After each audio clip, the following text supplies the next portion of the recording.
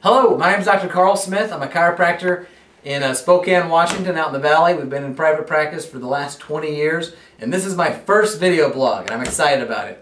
Today we're going to talk about my favorite home remedy for sore throats and coughs. About 15 years ago, I was studying Dr. Christopher's work on herbs, ran across an herb, slippery elm bark, that I was so impressed with. I went and bought some of it and said, you know, I'm just going to keep this on can just in case we ever need it.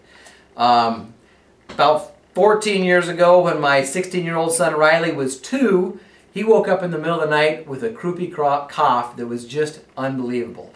It was one of those just the loudest croup you've ever heard in your life. And I get up with him. That was kind of rule. My wife had stopped breastfeeding, so after that I got up with the kids.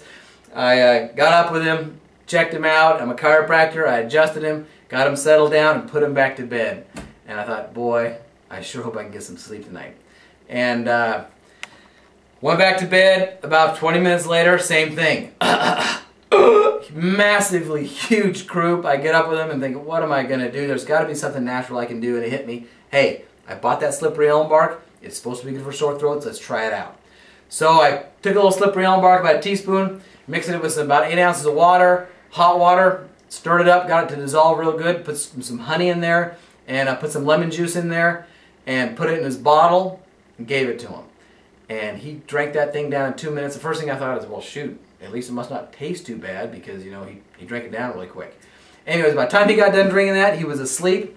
Picked him up, got him to burp, put him to bed, went to bed I went to bed myself and thought, gee, man, if I can sleep tonight, this is going to be a miracle. Sure enough, I woke up to my alarm clock. Got up the next morning. Riley didn't cough again that night. He didn't cough the next day at all.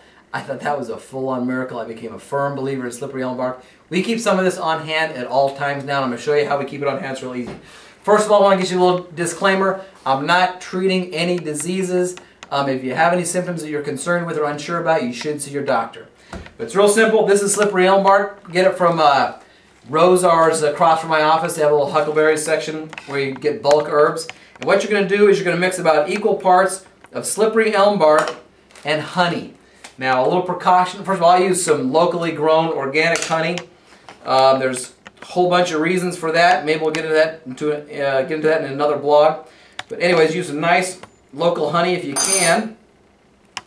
The precaution about honey, though, is kids under a year old should not eat honey.